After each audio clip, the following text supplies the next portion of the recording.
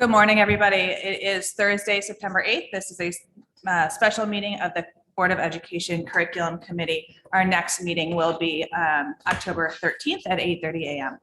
I would just like to start by briefly sharing my thanks for all the teachers and staff for getting our schools open smoothly, and we very much appreciate all that they do. And I know that personally my children are excited to be back at school, and I know there's a buzz about the district, so thank you. Today we are excited to hear what was done over the summer with curriculum and what we are looking forward to for this coming school year. So I will turn the meeting over to Dr. Tramberg. Thank you. Great. Good morning, everyone. It's good to see you for our first curriculum committee meeting of the year. I want to draw your attention first to the memo that is in the document. So I have a layout of a proposed draft of what we would focus on over the course of the year, slightly modified from last year because we ended up hearing from all of the departments toward the end of last year. So I didn't think we'd want to start this year by hearing from one department again when we just heard from all of them within a short period of time. And I have also asked them when they present their update this year to actually have a focus, not doing a general update since we just received the general update, but if anything that's changed, and to try to feature student work when they're doing those presentations as well. So that's the shift that I propose. And today, I think that these are two worthwhile discussions, these two slide decks, because they represent about 1,000 hours of curriculum work and planning for this year. So anything that you see that is not in this memo that you might want to hear more about this year, I'm glad to discuss that as well. So we'll start with the summer curriculum updates.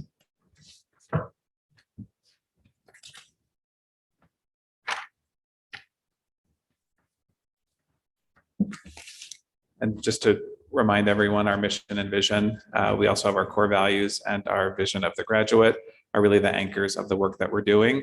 This is the first year that we have the competencies of the vision of the graduate are built within our curriculum template. So we're starting to make those connections as well as we're revising and creating units of study.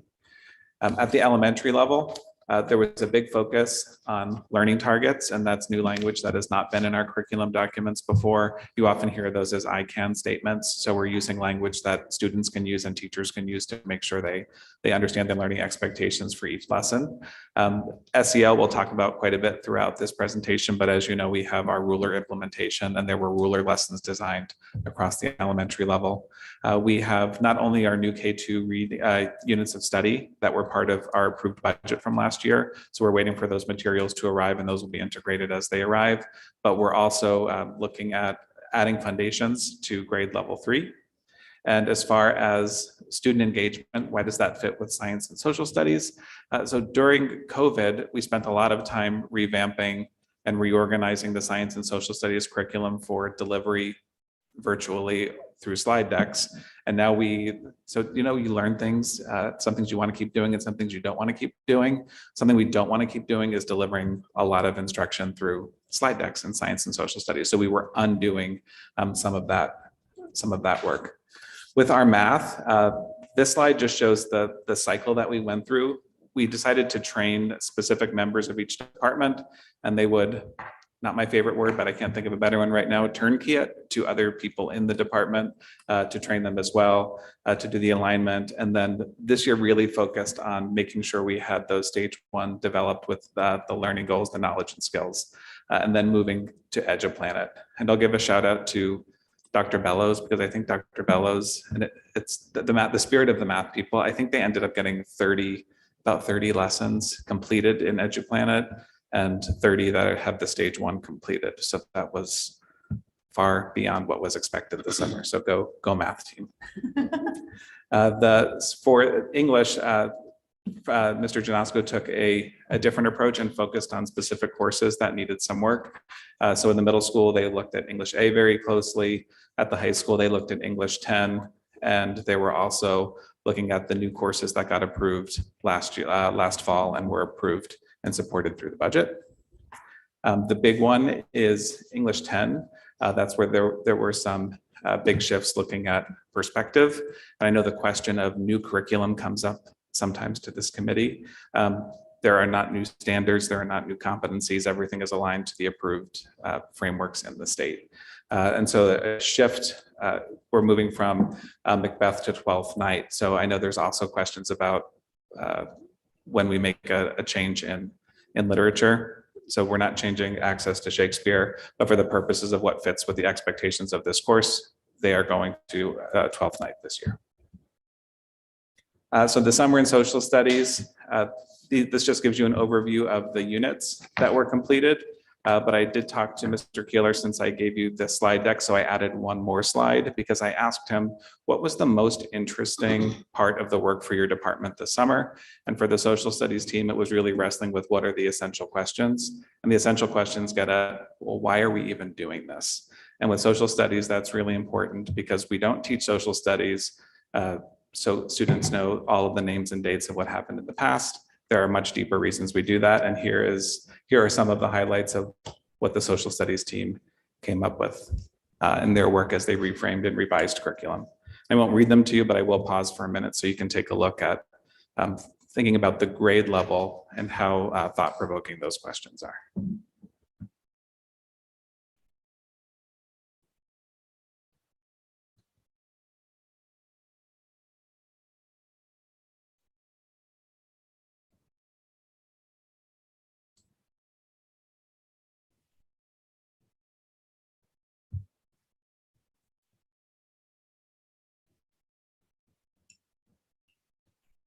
So you need a lot to build arguments to support those questions for sure. In science, I'll mention the long-term transfer goals. So that is a piece that we did not have in place in any of our curriculum areas. So you've heard me say we teach for transfer. So when students learn something new, are they going to be able to encounter new learning in the future and make sense of it? So we have transfer goals in every content area now. So the science department spent quite a bit of time on their transfer goals.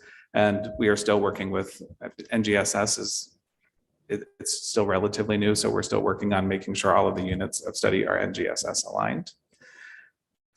In world language, we have some turnover in that department. So Adam Hamer, who was the K-5 coordinator, he actually moved back home to Kansas. So Alyssa Valente, who is the Spanish teacher at Oxbridge, is our new coordinator. Then we also have another new elementary Spanish teacher at the another new Spanish teacher at the elementary level. So they've worked on some transition and moving things to EduPlanet as well. And in true Christina Maurizio style, she has the 4-year plan of curriculum revision condensed into 1 year, and it's phase 1, phase 2, phase 3, as she has articulated below. And so I know that is no surprise because she had spent several years getting a lot of curriculum revisions in her department. So a lot of the changes were already new. So it's a little bit less of a stretch for them to get everything into the new platform. The high school Excel program, Christina Brass-Taylor, who's our high school department chair for special education and sports services. She asked for some time this year to do some organizational work with the Excel program. So Brittany Hasek and Kate Curcio worked together to do some planning. They're very excited about the work they were able to accomplish, arrange for more time for students to be with typical peers. And this time was essential because they could start off the year and get to work right away with those things. May I just add to that, just to elaborate on that a little bit? Thank you, Chris. 2 things also, just to keep in mind that Connecticut SEDS, our new IEP system, although the state is still working on some of the fine tuning of it, is designed to align with state standards. So they haven't been able to release that yet. They're having some difficulty, but we're waiting it patiently. So you'll see in the IEP system now, it is directly aligned with the state standards. So we're looking forward to that. The other piece to let you know on the Excel program, what Kate and Brittany were working on is really looking at a language-based program also to foster expressive receptive language, to look at social skills, and to really look at curriculum as an opportunity to enhance the language component to instruction. So they're doing that in math, in English language arts, in their science and social studies curriculum. With appreciation to the board, we have an additional speech therapist. We look for someone with those expertise in working with students with language needs. So that was part of the emphasis of having Kay Curcio work alongside Brittany as well. Thank you. For technology and engineering, there's a large focus on the career pathways to make sure that the electives in that department go somewhere. So you're not taking a singleton in this field, and then after you take something that you're interested in, there's nothing to do after it. So there's a step back and looking at, does this make sense? How does it all fit together? Not only within the high school, but also looking at the middle school programs. So over the past few years, we've had new course proposals that are really supporting this effort to make sure there's a clear pathway for those to go through. And a curriculum was developed for the new courses that were approved, as well as the revised principles of engineering class. And K-12 music, when Ms. Thompson was here in the fall, she talked about the First Steps in Music program. So that curriculum scope and sequence was developed. For all classes, those long-term transfer goals were established, and there was the music explorations curriculum was put into EduPlanet as well. And the EduPlanet, just to be clear, EduPlanet's not the answer to anything. It is just a warehouse, but it is really helping everyone press pause and really focus on developing the stage 1 part of the curriculum. So we're excited about the work that's been done. I wouldn't be surprised if 4 years was too generous of an amount of time to get things done at the rate people embraced the work this summer and really got things done. The important part, once that happens, is we really want to make sure the parent-facing side of access to the documents is up to date as quick as possible, so they can see all of the good things that are available. Thanks, Chris. When do you expect that parent piece to be? So as a course is done, we will make sure it's updated in course planners. The parent is a part of EduPlanet, but that'll be done. So English 10 is a good example that we should be able to get the English 10 course planner up and done because the whole course is finished. But in the meantime, we have the curriculum at a glance documents that have always been on the website. So we'll update those until we can completely transfer over. Thank you. I mean, it's clear that there was a lot of really good, thoughtful work being done over the summer. So thank you to all of the people who worked on that. I will open it up for questions. Go ahead, Ms. Farm. First, just basic question about EduPlanet. Does that mean that all of the curriculums will be up online that people, only because I got a phone call yesterday and I don't know where that is. You're going to have to reach out to the teacher, but is everything going to be up there for easy access? Yes, and if anything's not up, everything is already on our curriculum website. And if something is missing, it doesn't mean there's not curriculum. It just means for some reason it's not there. I can. So it's on there. I mean, I It's on cannot there. find it anywhere. Yes, I can. I'll talk you through it. But if you ask any other questions, I'll see if I can do two things. Okay. Okay. I do have other questions unless anybody else wants to jump. Go ahead. To English 10, I wanted to talk about the required readings and not Shakespeare.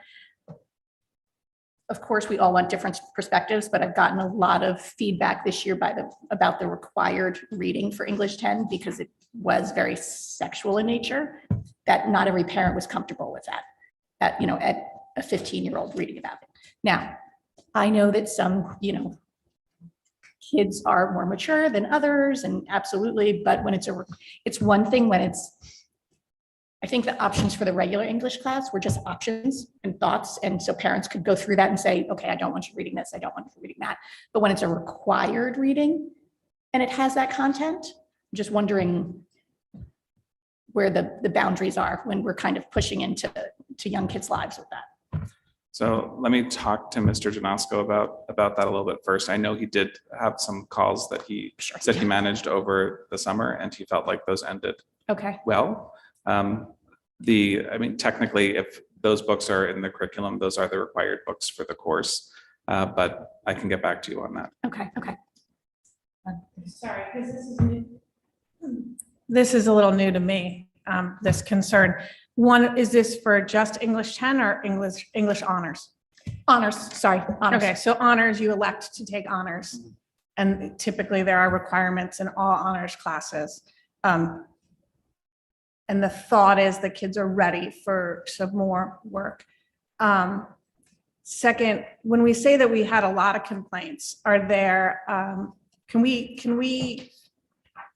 encapsulate that? Like, how many calls did Mr. Janosko get?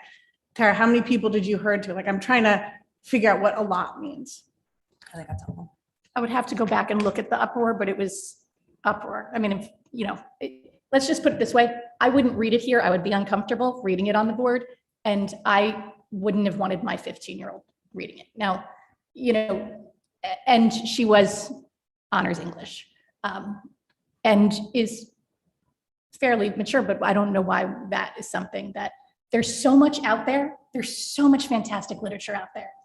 I just don't know why. So I don't know We the have to book. push I it. don't have a 10th grader, so I don't know this particular book. So I'm not making a comment on the kids or the book. I'm just trying to understand, like, when we say we heard a lot or there's an uproar, like what that means, because then we have decisions to make. And I don't, since I didn't hear anything, I don't have a context for it. So I I'm just heard from looking- at least 100 people.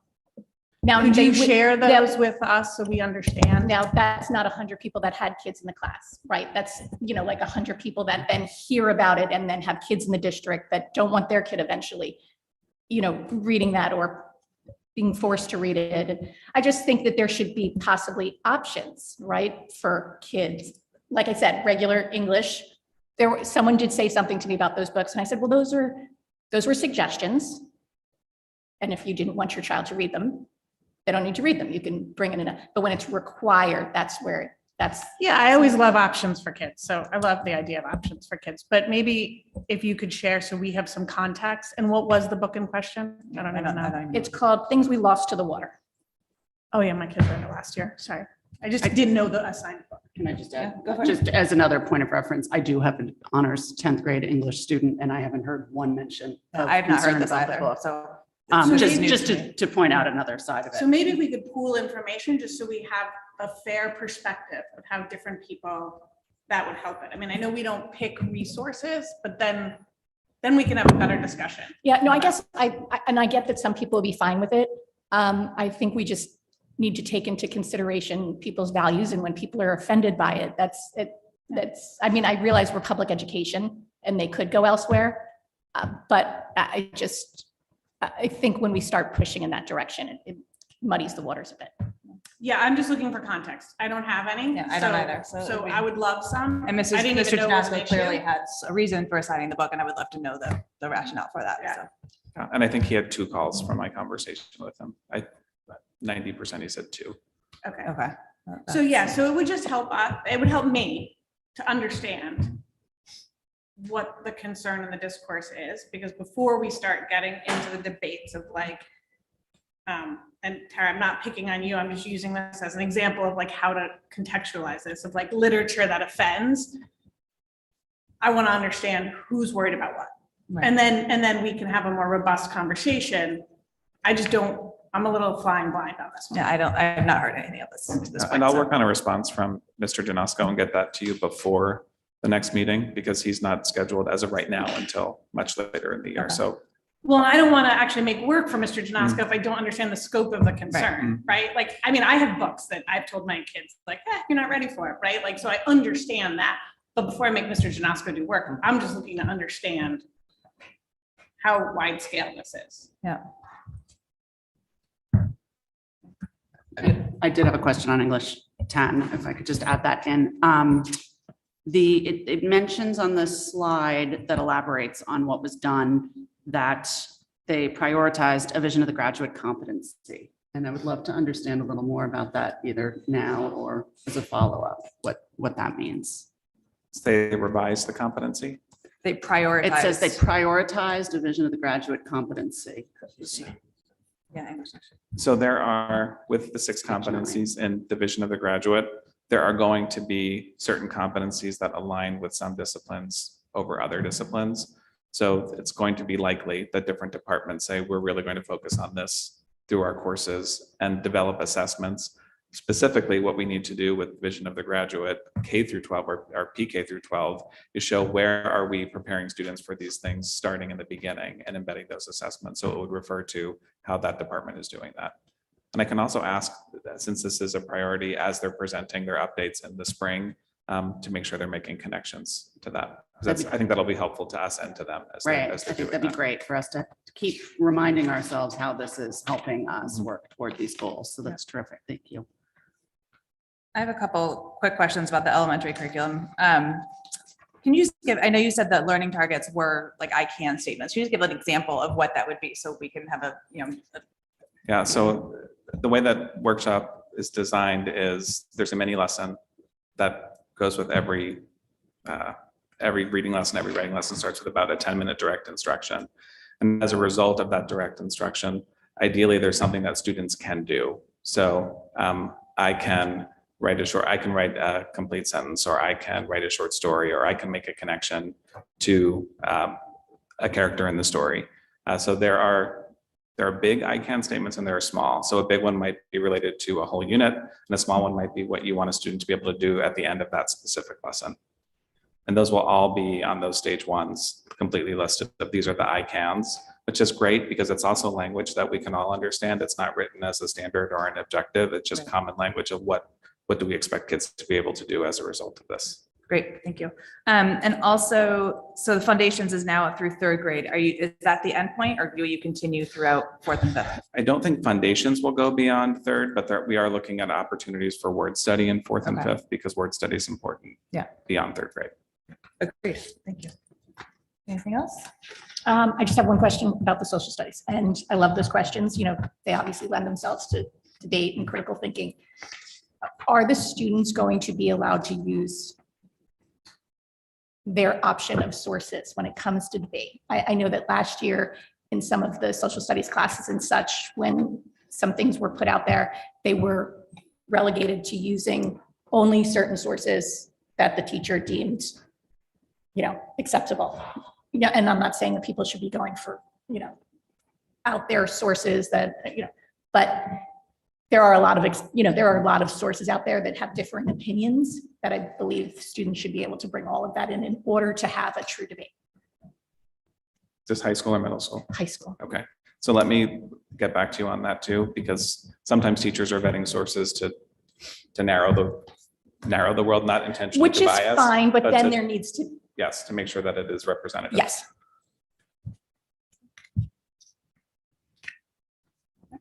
Any else? We're good? Okay, we looked back, so now we'll look ahead.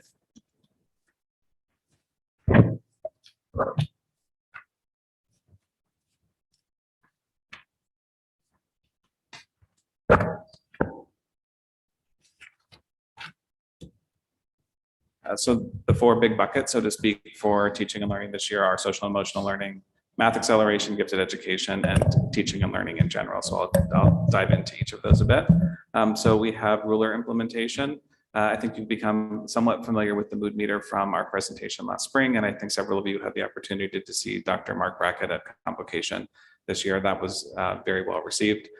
So we have the pleasantness along the x-axis, and we have energy along the y-axis, and the importance of asking on a regular basis, how are you feeling? And then we can plot our feelings based on our pleasantness and our energy. I have one of my very good friends called me last night. She has a first-time kindergartner who was having trouble in school, so she wanted strategies to use at home.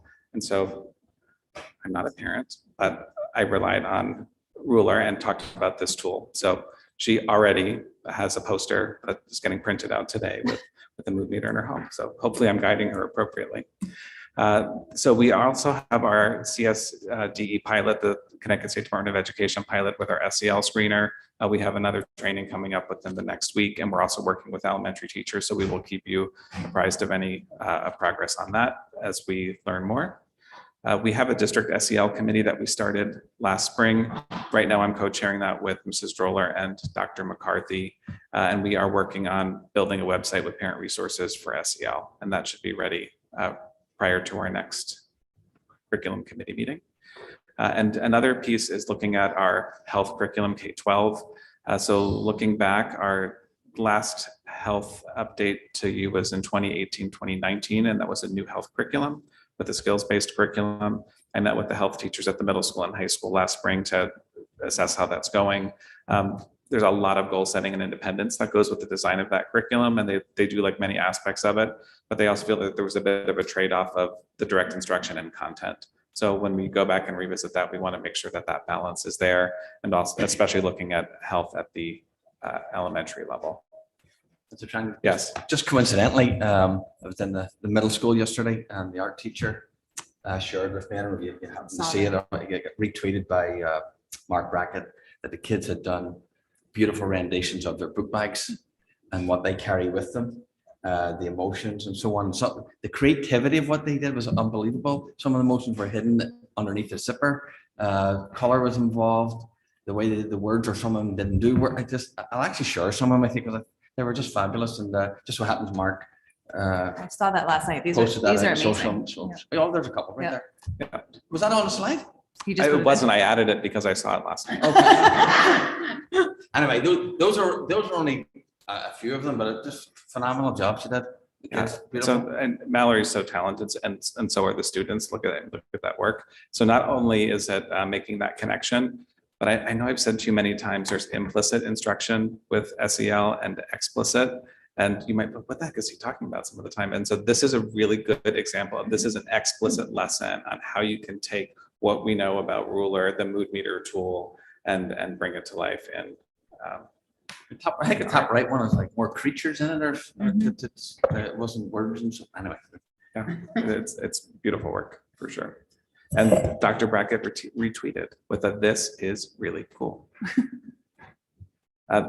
One of the most important tools beyond the mood meter that we are expecting teachers to use this year is really creating those charters. And this is just a reminder. So we're using that language with each other, that a charter is created usually by class. And it looks at how we want to feel and what are the things we need to do in order to feel it. And then as a class, you make an agreement to those things and you somehow mark it. So I love this example because the last two, peaceful and silly, they're not typical words that we would think that a group of students would necessarily prioritize as how they want to feel. But at the same time, it completely resonates with me, and I love feeling silly, and to feel like you can be in this learning space where it's okay to be silly is a wonderful thing. What grade level was that? This is an elementary. And as an adult, I'm always good for the silly. With math acceleration, I think that's on for November. What you can expect is the multiple opportunities for access, which I think is important. So, I mean, on-ramps and off-ramps at different times, and on-ramps and off-ramps that aren't going to impact your future and prior learning. So it's going to take some finesse and planning with our math curriculum in general, and that would be through differentiation, which differentiation has always been a priority. I know you've heard about that for plenty of time. But the idea of curriculum compacting, so that would be within a unit of study. If a student knows what's happening within that unit, they can move beyond or have more challenging work within the context of those standards for that unit only, and then come back. Then acceleration is when you move beyond likely a grade level, typically. For gifted education, we looked back at our work last year, and we reviewed our gifted education program evaluation from summer of 2021. So we are prepared to make a recommendation about achievers for the fall, and that will likely come through our course proposal, our course modification process. The middle school curriculum and schedule is still a priority, and the plan years ago was for achievers to be idea to become an elective at the middle school, but as you know, the electives haven't really found footing yet, and so students are still experiencing that program through their lunch, which is not a popular choice. And at the same time, which we've talked about as at a table, it's also not a popular choice for students to be missing their academic courses, even if it's once every 8 weeks in order to access that program. So that's still a priority. Looking at the identification process comes up on a regular basis for us administratively, but the priority within that is making sure we have a way to identify for talents, not just academic gifts. So that's our close look for this year. And then also indicators of how do we know the program is successful? So we know where people are satisfied and where they're not satisfied, but that doesn't necessarily correlate with how can we take a look? How can we measure? How do we know that there's personalized learning? How do we know that there's growth? So we want to come up with some strategies for that this year. That all aligns with the evaluation. So we're just kind of taking the next recommendations or considerations. I believe Just add one thing to that, Chris, also, that also includes looking at twice exceptional students within the context of those 4 areas. And the last piece is teaching and learning. So this is broken down into instructional priorities. And this might be where you want to hear more over the course of the year. And I'm glad to dig into any of these as we develop our agendas. But as I mentioned, the units of study and the move to EduPlanet, We are still waiting for the new social studies frameworks. That was supposed to be last, I believe, winter, and we haven't received anything on that. There is a new health framework, and so that health framework will be referenced when we are looking at the health curriculum. However, that new health framework is based on a national framework that already existed, and it's almost identical. So the last revision of our health curriculum was, there's not much new based on the last time that happened. The co-teaching in 5th grade is new this year. We also have integration. These are 2 requirements, the integration of the ISTE standards. And I don't know if it's a requirement, but it's certainly in the ask recommendation to make sure you have integration of the vision of the graduate competencies throughout your K-12 curriculum. So that's our instructional priorities. And then in alignment with the strategic plan, we need to finalize our principles of teaching and learning. That was a year 2 deliverable, and we're well underway with that process. That is actually will feed into the last bullet of developing the new teacher evaluation and feedback system, which the board will likely need to approve, at least support, if not approve it. But that's another timeline I'm a little bit worried about because we have not heard much. There were focus groups last spring. We are supposed to receive the new guidelines late this fall, early this winter, because if we're going to create a new feedback and evaluation system, it's pushing it to say you have 4 months to get this done and get it approved. So I'm a little skeptical about that. So in the meantime, we're still on the waiver system that the state has been issuing. And then we're continuing to update the curriculum website. So to answer Ms. Worm's question, where is it? There's 2 ways to get to it. You can get to it from district information curriculum, or you can get to it from parents, the parents tab, other resources curriculum. So there's 2 paths, gets you to the same place. And if something's missing, they should go to the department area leader first to ask questions about the curriculum specific to those departments. Sarah, can I just ask a question on that? Just for anyone watching, to be specific, those are going to be curriculum documents, not necessarily resources. Am I correct? Yeah, so it'll at the very least list, this is the unit. These are the standards for that unit and the general focus area. Thank you. Questions from other members? I think my only question is about the math acceleration. Do you guys envision how that's going to happen? Is it just going to be in the classroom? I mean, listen, I've been wanting math acceleration for years, but it is a lot to ask one teacher to handle that many different levels in the classroom. Yes, it's a ripple. So I think that it's going to take time. It's not going to be like, and here's our new math acceleration and we're doing it next year. It has to phase in because one thing is going to affect the other. The basic philosophy that has been coming back as we've had all of these discussions is why, if a student is ready to double accelerate, they were likely ready to be pushed earlier on. So that's the theory.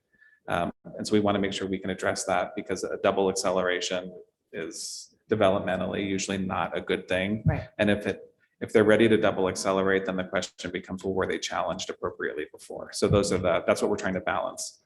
So it might mean we're going to try to do things differently, but 8th grade would end at the same point, or the opportunity to end at the same point. So right now it's like, it'll be a K through 8 recommendation is how things have been moving so far. I think that's great. And I love the idea of, different pathways and on-ramps and off-ramps. I think that's really important. Ms. Best. Thank you. On that note, excuse me, I would just ask that we make sure that we communicate these changes very loudly and very clearly to parents, because whether intended or not, elementary math is a place where this stress starts because people have ideas of what's going to happen when their kid gets to middle school and what math class they're in. And I think if we can address that really carefully, we can make great progress in not letting that get started at that level. This isn't even anecdotally because I've heard enough students say it. When I visit a 5th grade math classroom and I ask students why it's important to learn what they're learning in math, their answer very often is for the accelerated math placement test. Mm-hmm. And I think that's problematic. I would agree. I agree with you. Ms. Zachary. So Mrs. Worm and I have been discussing math for, 10 years. So we're really glad, I think, both of us, that this is getting addressed. But I do have some questions because it sounds great, but how do you put it in practice? One, I agree, in a classroom, it can be, I think we have fabulous teachers and they can do amazing things, but it is a lot of levels sometimes to handle. But two, this concept of on-ramps and off-ramps and the pressure as Mrs. Best to accelerate or double accelerate really is to get to a point in high school, oftentimes, because there is a perception, real or not, that there's a certain amount of math needed to maybe take standardized tests.